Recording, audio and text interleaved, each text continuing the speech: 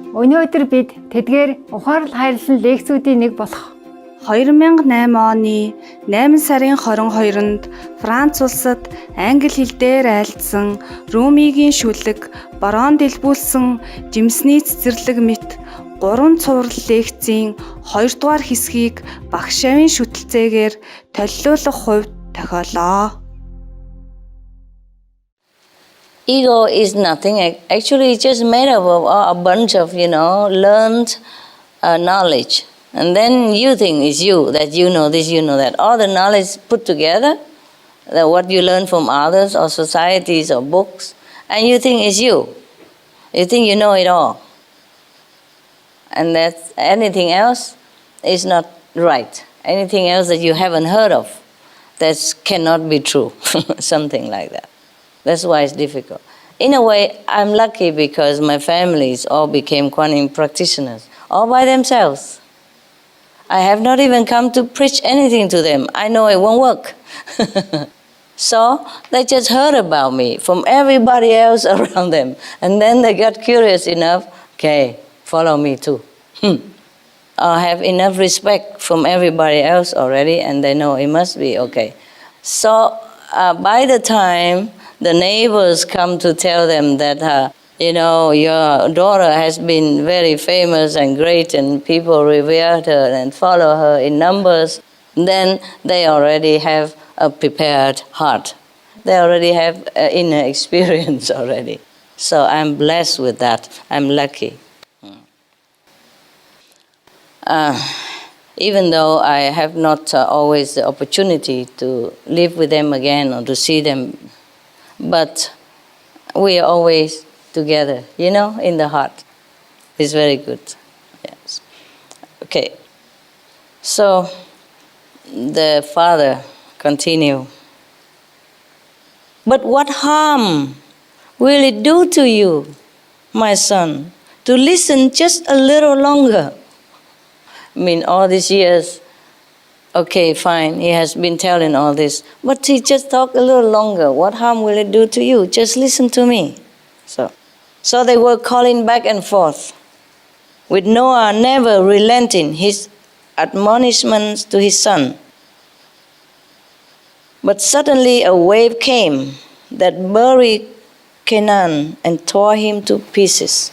Oh, terrible. Such a strong wave.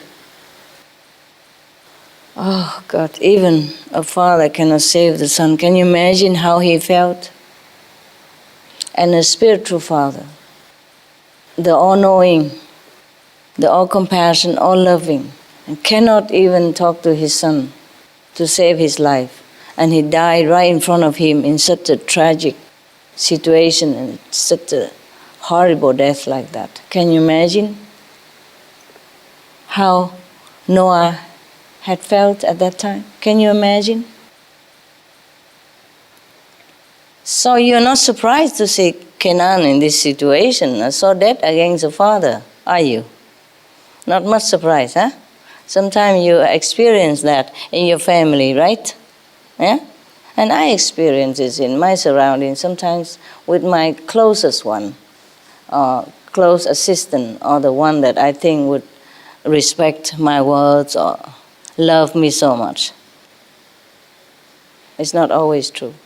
But this is the price he had to pay for being a master. You see, the Maya cannot hurt him. The king of hell cannot bribe him. Satan can never make him waver in his devotion to God, because he's in direct contact with God. He knows what it is. He has wisdom. He has opened himself. He become one with God. So Satan can never hurt him in any way. Even to kill him, he would not waver. Noah. Even if Satan punish him, torture him, kill him, he would never have Noah on his side as an evildoer or as one of his subordinates. Just like Jesus say, even the devil come and offer him the 3 words. He say, "Get behind me." Yes? And when Buddha sat under the Bodhi tree, and he became enlightened. And the Maya, the king of Maya, also came there disguised as a beautiful woman and dancing around him, half naked, whatever, like stripped, yeah, lap dance, whatever on him, and he doesn't move. He say, I know who you are. And just bug off. I don't know how he say that in Sanskrit, but I would say bug off. See what I mean? Yeah. So that is the thing. The king of Maya, the king of illusion, knows that no matter what he does to the master, he will not waver, even give him the kingdom or anything at all. Maybe he take it, but he tell the Maya still bug off. Actually, whatever the master had in possession, it was because of his or her own merit, In a former life, maybe they're charitable and give it a lot to people. So in this lifetime, they may become wealthy, healthy, and have a lot of abundance of food, money, everything. But that is not from the king of illusion, It's not like the Maya come and say, bow to me and you have the kingdom. You can rule the world and all that. And of course the master never bow, never care. Yeah. Even if he became poor or stripped of all of his possession and became even a beggar on the street, he would never waver his faith in God. That's why Buddha doesn't even come back to be king. He continued to be just a mendicant, a monk who has nothing. Then he has everything too. Mm-hmm. If he's a king, only his subjects pay respect to him, or not. But he's a Buddha, a master. All the nations pay respect to him. Except his cousin, of course. He wage wars against him. He make his own separate faith against the Buddha and even try to assassinate him. For example, like that. So the king of Maya knew that nothing can hurt the master at all except kill his son, which is he himself. He reincarnated into the family of Noah, become a son, so that he's beloved, and his father love him and care for him because he's his son. And then he died in such a tragic way, just to hurt him. The same with many people. When they're frustrated with family members or something goes wrong, they go kill themselves. In some way, they want to punish the living. Not just punish themselves. They want to die so that the people behind them have to grieve and blame themselves and be in sorrow forever. Like, how dare you offend me? How dare you did that and this to me? How dare you scold me so much? Now I die, you'll be sorry forever. You will blame yourself forever. You feel guilty forever. Okay. Similar way, the Maya, apart from hurting the master already, but still the master will never give up God to be with him anyway. He tried the best, like hurting the one that he loves, hurting the one that she trusts, something like that. Or turn the person that he or she trusts against the master. That hurt the most. You see? Cannot do anything to the master, just use something else around it to hurt him. This is the thing with Maya, with the negative power. But that is also the price that any master has to pay. Not the same case, but similar situation, or in a different way, always the master has to pay some price. You see? Either with his life, reputation, or the feeling of the heart, anything at all. Anything at all. To be a master, you have to pay, and pay a lot. No matter what you are, no matter how high position you are in heaven, no matter how high the spiritual attainment you have reached, you have to pay in this world for saving people. Because you are interfering with the law of karma. Even though you awaken people, and they save themselves also. But still, you come and tell them how.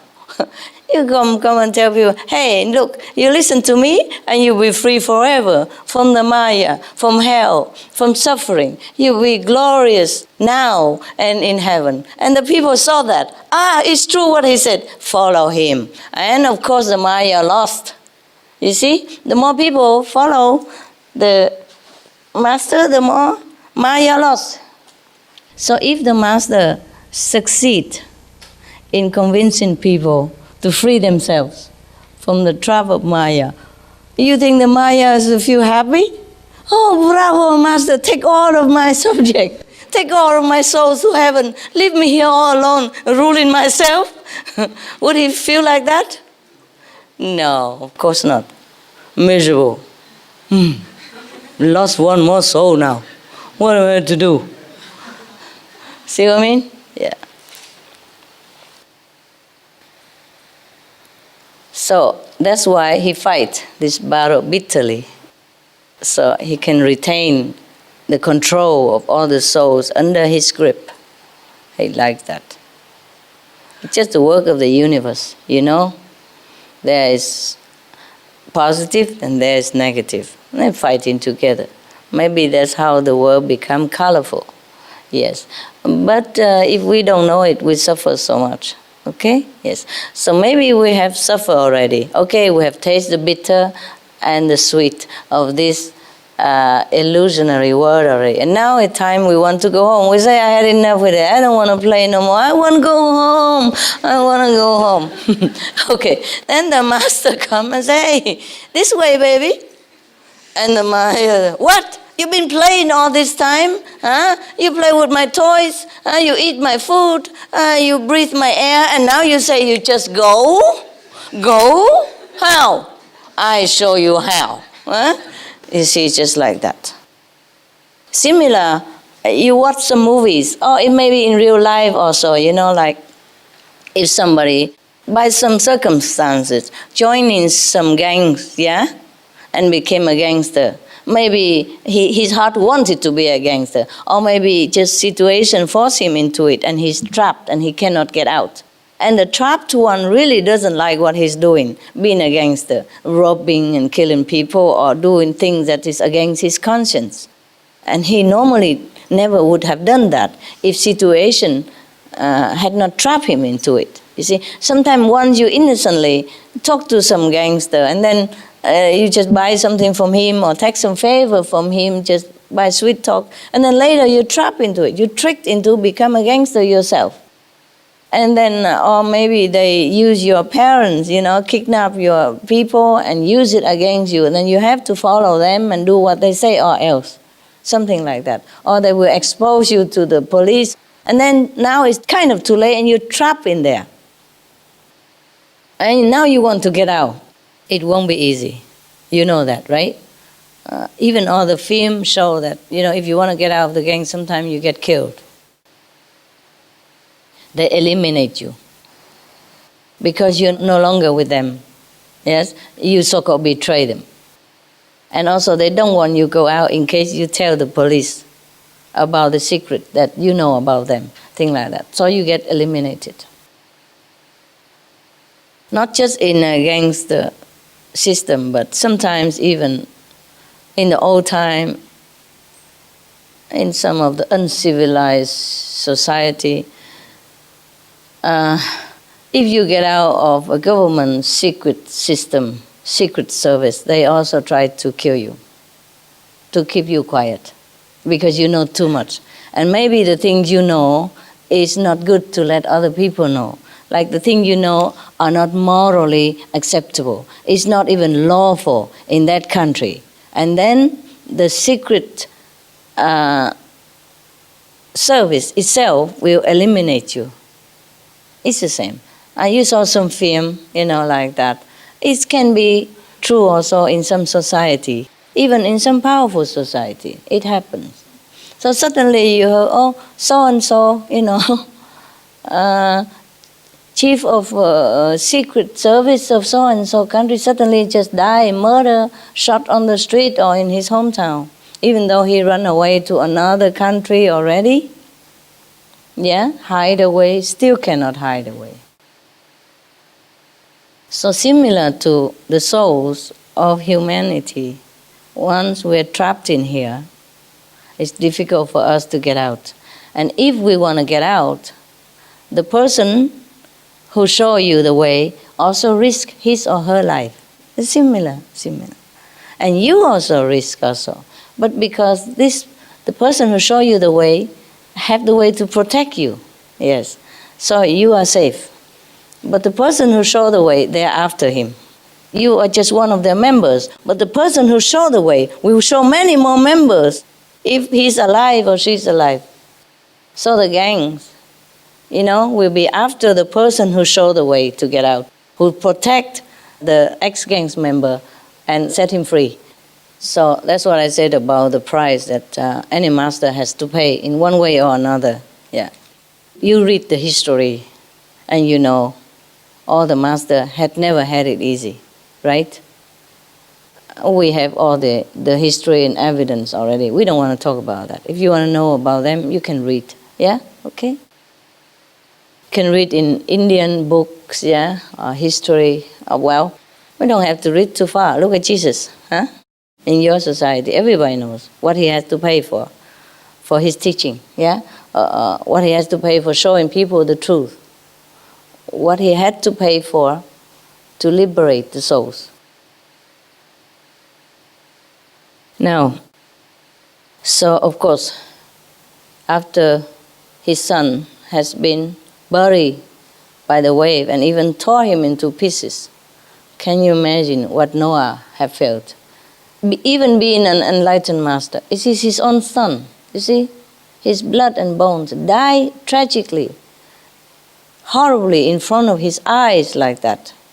And it's right there that he could even help him. It's not like far away. It's right in front of him. And he has the means to help him, to save his life, but he can't. You imagine that? Just 1 second, his son is torn into pieces, gone. So, what would you say to God if you're in that situation? You complain, no? You lament, no? You cry. You might even yell, scream, shout it to heaven. Why would this happen to me? Why does this happen to my son? So let's see what Noah said to God.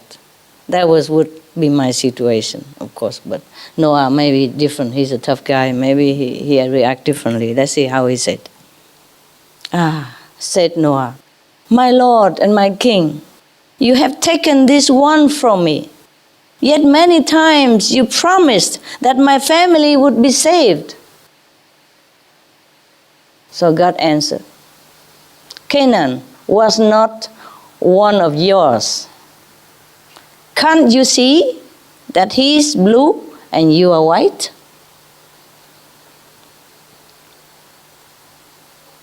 What does God mean by that? Huh? What does he mean by that? Does he mean that Canaan was born out of wedlock or something? Huh? That his color, his skin is blue? At that time, blue means also black, like dark color. And white means like you, European. Okay? Or like me. I'm joking.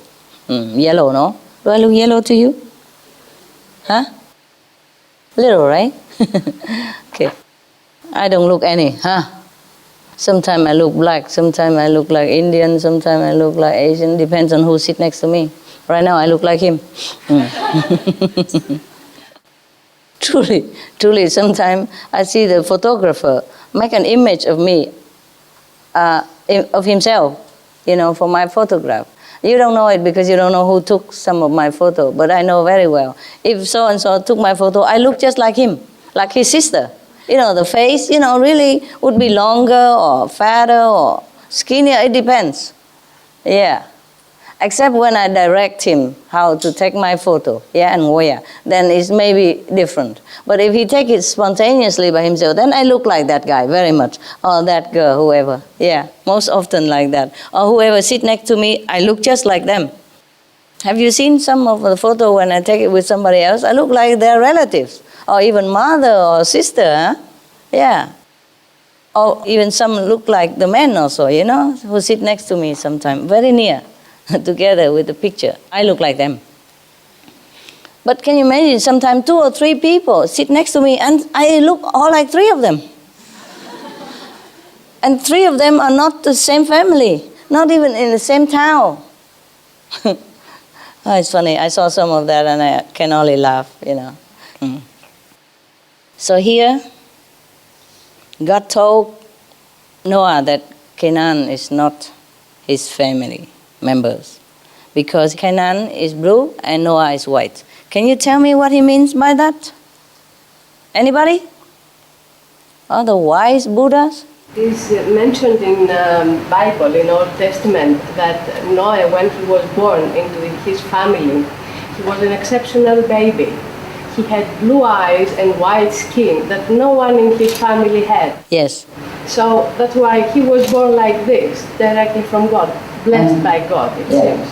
But when he bare his children took from his ancestors, perhaps. Oh, so he think Canaan is from his ancestors? Some of his, yes. I have seen some of the terrible dictators, butcher of the history, and they look so handsome. But when I look closer, I know who that is. Very, very well. Behind the handsome face, I see who that person is incarnate, just from photo alone. Because when I read history and all that, or see documentary film or read in books and they show photos of so and so, who has caused untold misery, a miserable death to people, lots and lots of death to people, and who kills without blinking an eye. And I thought, how can such a handsome-looking person, can be like that? And I looked closer. Oh, my goodness. I saw all the trace, I saw the face behind that face. I know he's not from our world, I know he's not from the positive power. He's a king of the negative. He's Lucifer incarnate. I can see that even. Because I could not believe, that any person can be so wicked and so bad, inside out. And I thought, okay, maybe in the war or something, revolution, sometimes people would die by fighting each other, But it cannot be from the heart of a person who deliberately, orders so many torturous deaths.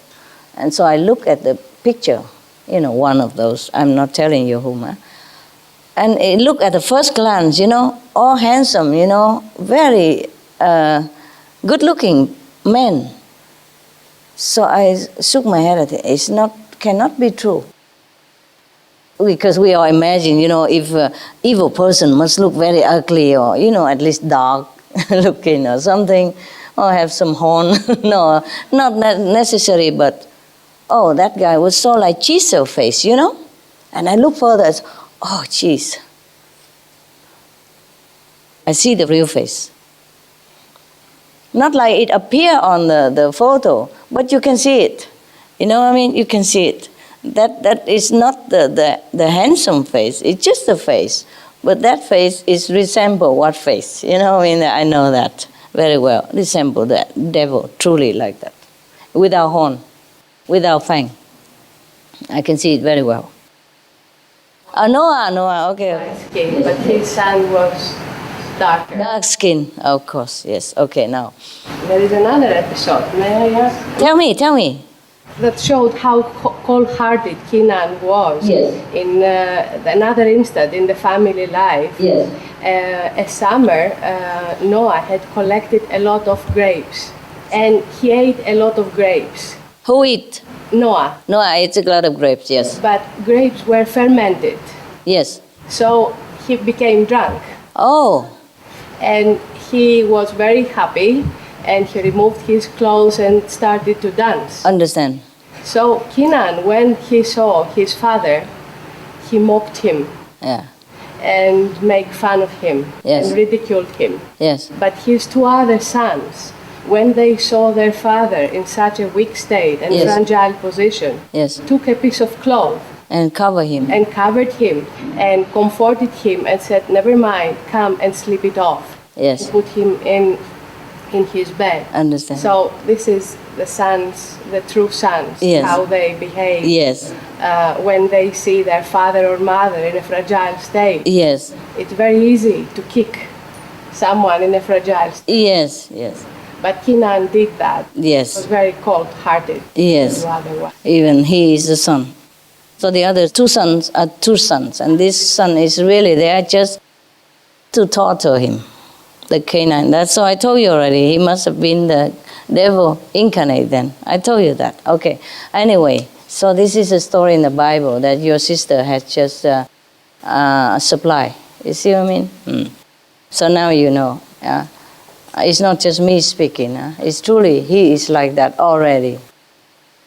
You know, before this situation happened. So he's there just to make hell for the master, yeah? And in the sun and heart and all that, probably they became fermented, and Noah did not notice that. Yes, so he ate it. And then he became drunk. Yes, it was by accident. And knowing that, the son, of course, should have helped him, Yes. but he didn't. Instead, he mocked him, yeah, and ridiculed him and all that kind of thing, instead of helping him or covering him, because if he remained like that too long, he might die even, you know, being cold and or maybe falling down, and because he's not used to it being drunk. His true sons rebuked this son, saying, "This is not the way to treat your own father." Yes, is correct. He was rebuked. Yes, okay. All right. And even that kind of son, the father, true to being a father, still want to save him so desperately, and still feeling so much pain when he lost him. So this is a true love of the father. All the father loves their children like that. Not to talk about that he's being a master and being compassionate. He's a true father as well. So in the family matter, he's a true father, a good man. And in the spiritual matter, he is a true awakening saint. But this is the price he has to pay. Living with such a devil as a son, and having to feel his heart tormented when his son died in such a horrible way in front of his eyes like that, and he could not do nothing. So of course God understands that. Yeah? So God said to him, "Don't you see? He's not one of yours. He is blue," I mean dark color, "and you are white." In India, they say blue when it's the kind of dark and black, you know? Like they say Krishna also was born a blue color. But it's not blue, they're just dark color, like Indian people. Kind of bluish, I guess. A tint of blue or something. Yeah. So that's why sometimes we say black and blue, you know? Dark blue, it's like black too.